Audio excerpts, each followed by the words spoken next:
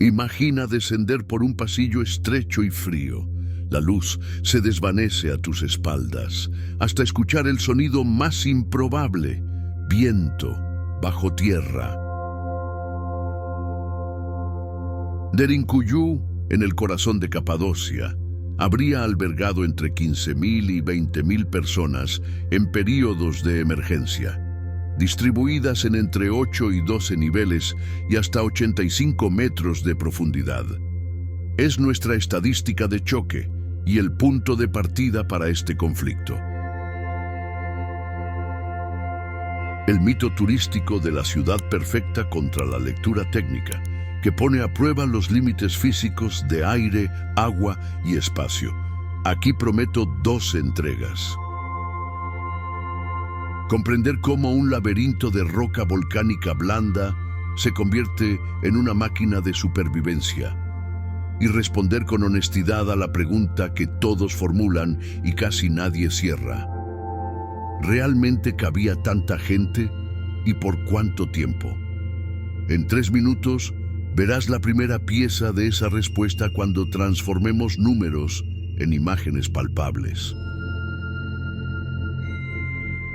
Hasta entonces, mantén la escena: puertas circulares de roca rodando en sus rieles, pasillos que estrangulan el paso de cualquier invasor, y pozos verticales que, como chimeneas, hacen respirar a la ciudad.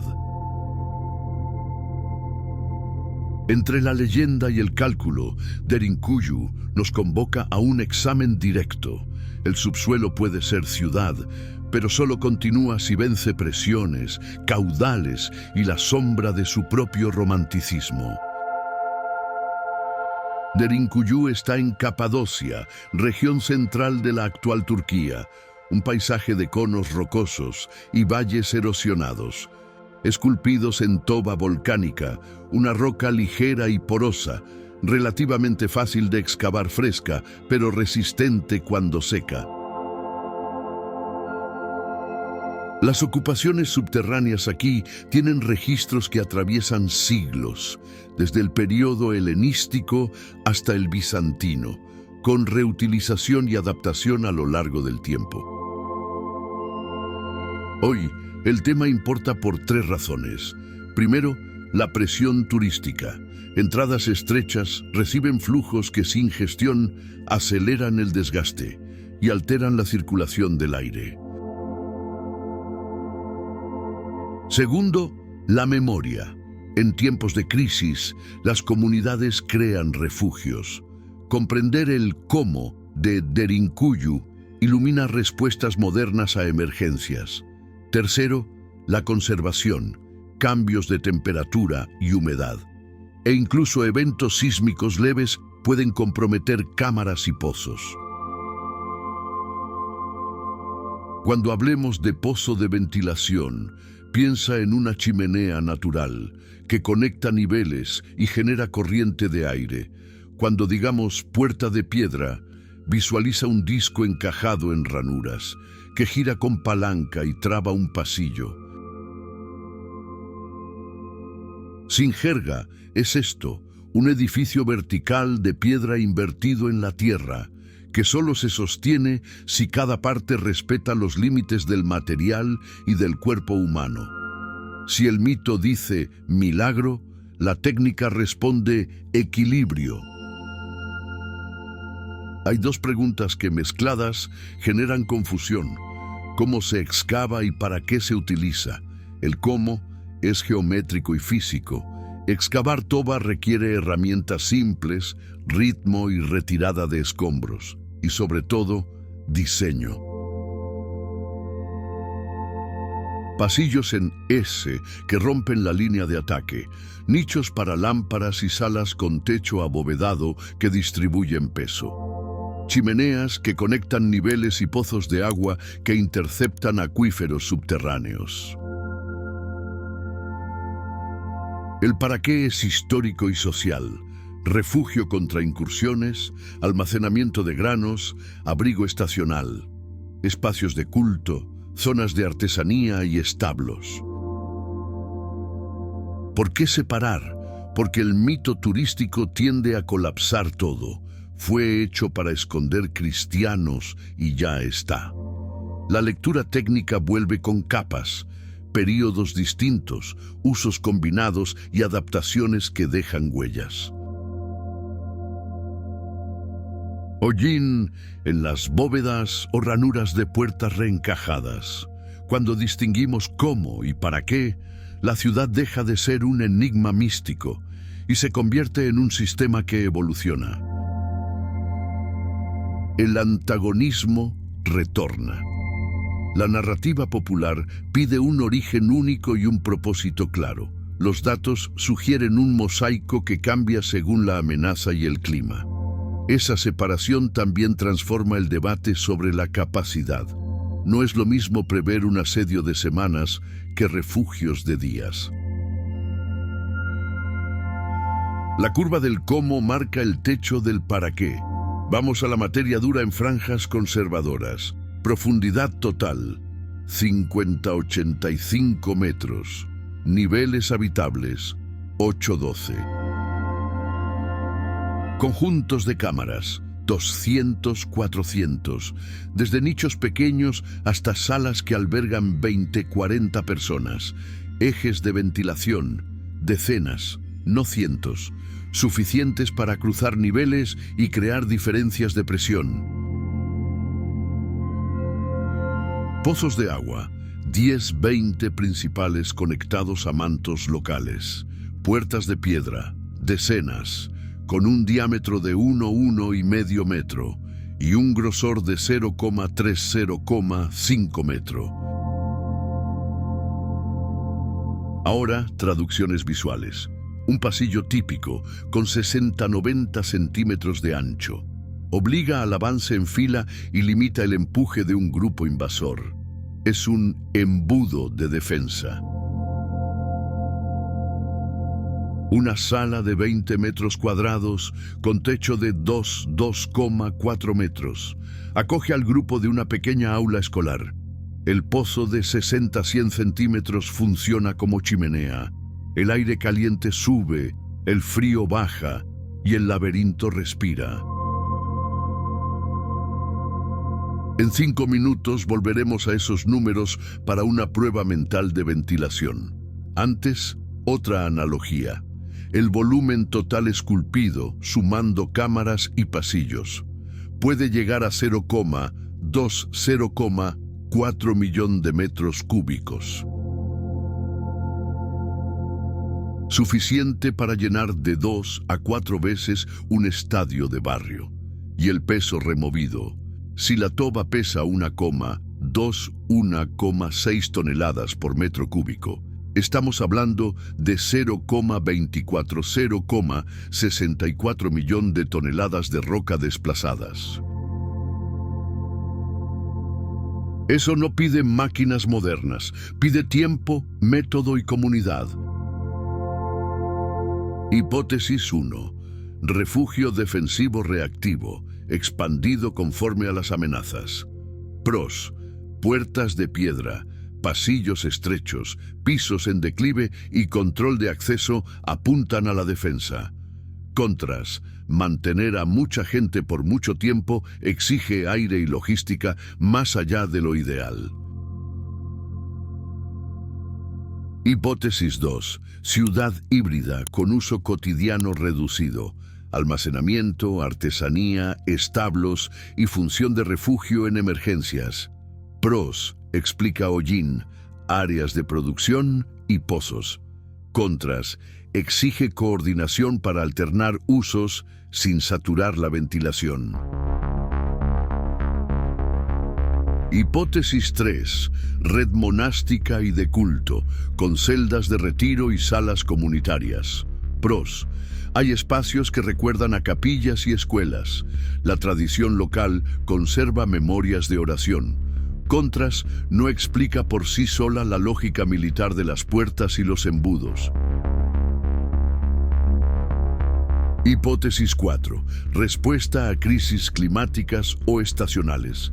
Frío extremo, vientos o incursiones periódicas. Pros.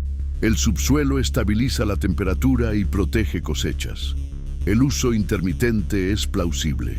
Contras: no cierra todas las marcas de expansión defensiva. ¿Quién defiende cada una? El marketing del destino prefiere narrativas épicas de persecución. Los investigadores conservadores combinan 2 o 3 hipótesis, aceptando que Derinkuyu es un palimpsesto, un texto reescrito muchas veces.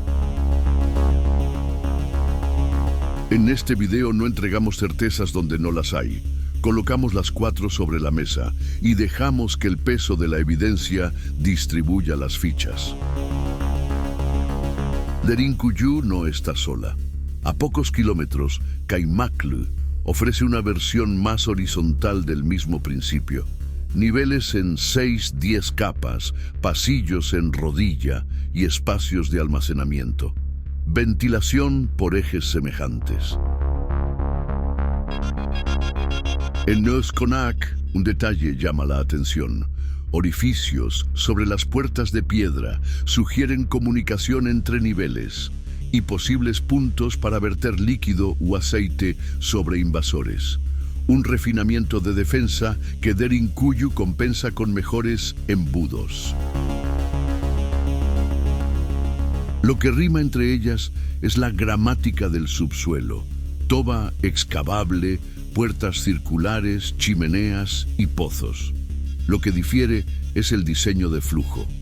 Algunas priorizan depósitos amplios, otras pasillos que segmentan mejor los grupos humanos. Comparar ayuda a domesticar los números. Si Kaymaklı acoge franjas de algunos millares de personas en emergencia, Derinkuyu asume la cara vertical del mismo problema. Menos espacio por nivel, más control por pasillo. Fuera de Capadocia hay paralelos de función, no de material. Refugios subterráneos franceses de guerra, túneles de caliza, catacumbas adaptadas. Muestran que la idea, retirarse al subsuelo para ganar tiempo, reaparece cuando las amenazas cambian de nombre. La diferencia es que aquí, la roca convirtió la solución en una arquitectura completa. Hora de interrumpir el flujo con un experimento mental sencillo. Ventilación. Supongamos decenas de chimeneas, cada una con un diámetro efectivo de 0,6 a 1,0 metro.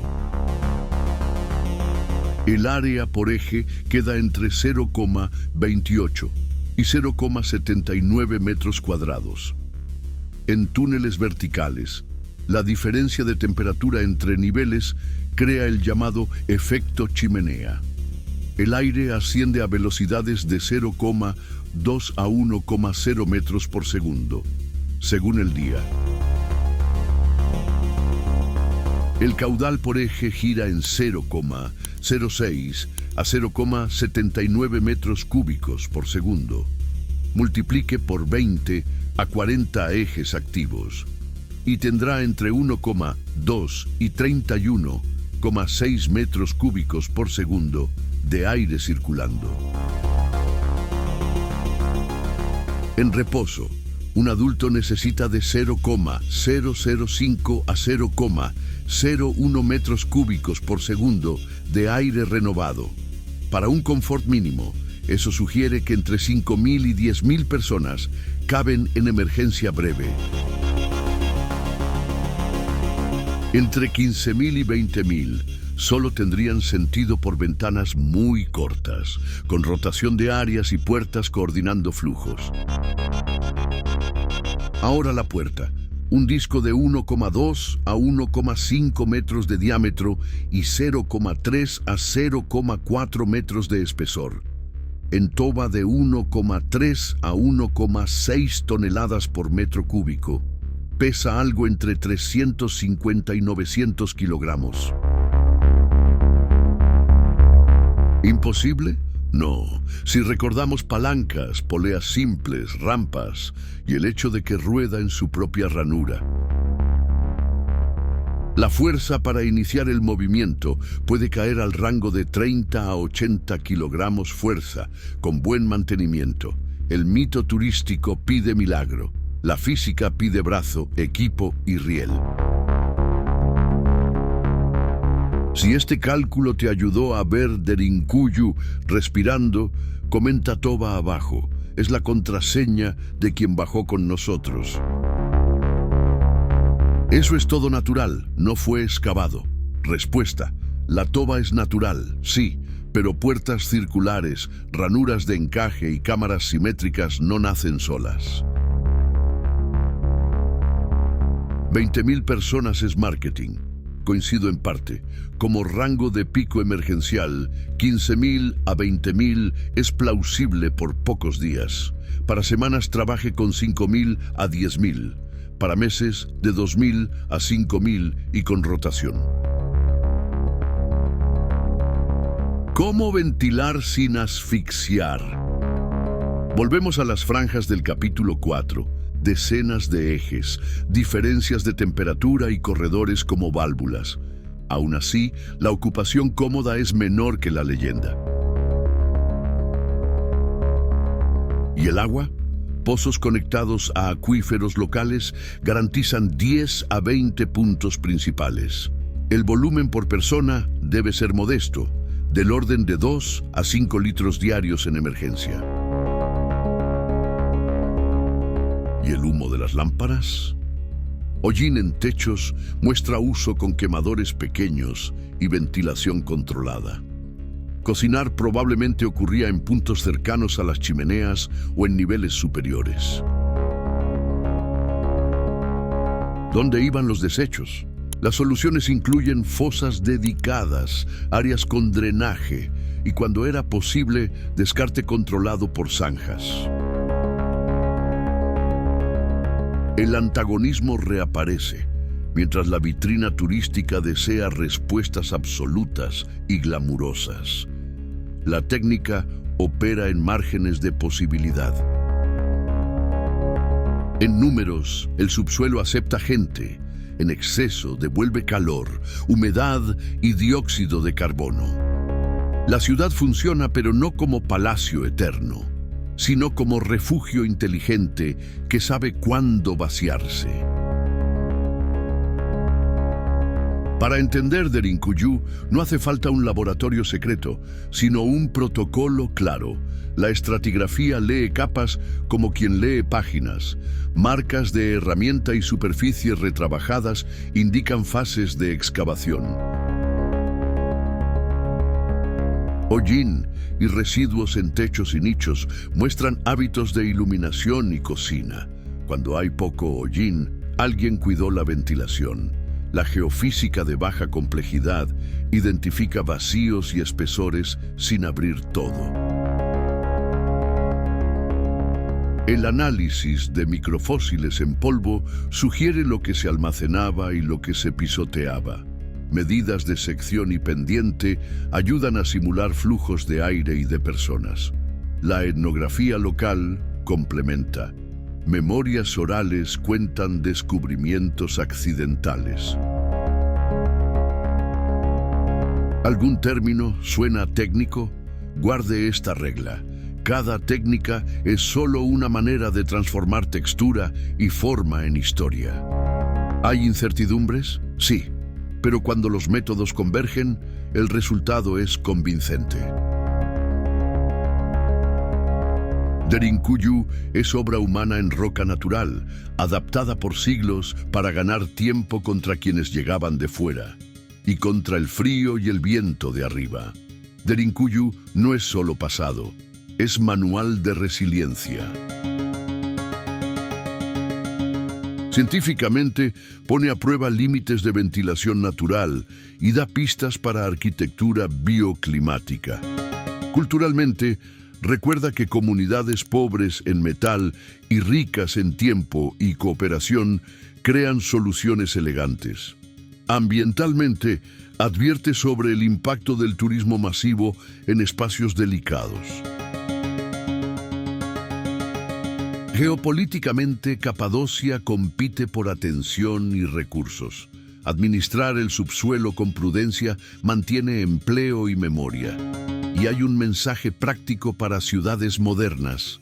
En emergencias, espacios subterráneos bien diseñados pueden salvar vidas. En breve, en el cierre, cerraré el bucle de la apertura y responderé con rangos claros sobre la capacidad realista de Derinkuyu. Antes, guarde esta idea. El subsuelo no es fuga eterna, es puente entre peligro y reanudación. Quien vende eternidad se equivoca de material. Quien calcula márgenes construye confianza. Prometí en la apertura entregar dos respuestas: cómo funciona Derinkuyu y cuánto aguanta. El cómo ya lo vimos: toba excavable, diseño en embudos, puertas de piedra, pozos de agua y chimeneas que estructuran el aire. El cuánto viene en franjas, con niveles de confianza. Alto. La ciudad sostiene con comodidad grupos de 2 a 5.000 personas por periodos largos, siempre que se distribuyan las actividades y se cocine en puntos ventilados. Medio. En un cerco de semanas, 5 a 10.000 es creíble, con racionamiento de agua y rotación de cámaras. Bajo. 15 a 20.000 caben como pico emergencial de días, quizá derivado del paso de ejércitos o de refugios relámpago. Más allá de eso, la ventilación natural y el estrés térmico empiezan a pasar factura. Cerramos el círculo. No es un palacio subterráneo de fábula, ni una improvisación caótica. Es una máquina del tiempo, compra días, a veces semanas, para que la vida en la superficie se reorganice. El antagonismo se resuelve sin tapar el sol con un cedazo. La vitrina turística no necesita números absolutos. La lectura técnica no necesita matar el asombro. Entre ambas queda la ciudad que respira, hecha para durar mientras dura la amenaza. Derinkuyu nos enseñó a escuchar el subsuelo. Viento en chimeneas, agua que sube del manto, piedra que gira para decir, de aquí no pasas. Recapitulando en alto nivel, un edificio vertical invertido, de 8 a 12 pisos, capaz de proteger a miles en una emergencia. Con eficiencia basada en puertas, embudos y aire que se mueve solo. Si llegaste hasta aquí, sabes que nuestra misión es doble: preservar la memoria sin endulzarla y usar el pasado para pensar el futuro. Para continuar esta investigación, propongo el video hermano sobre Kaymaklı y la red subterránea de Capadocia. Cómo las ciudades vecinas conectan historia, ingeniería y límites humanos. Suscríbete ahora al canal para no perderlo cuando salga. Activa las notificaciones, deja tu comentario y comparte con quienes aman la historia con método. La imagen para llevarse es simple: una lámpara encendida en una sala de piedra, la llama oscilando con un viento que no se ve, y aún así mantiene viva a toda una ciudad bajo tierra.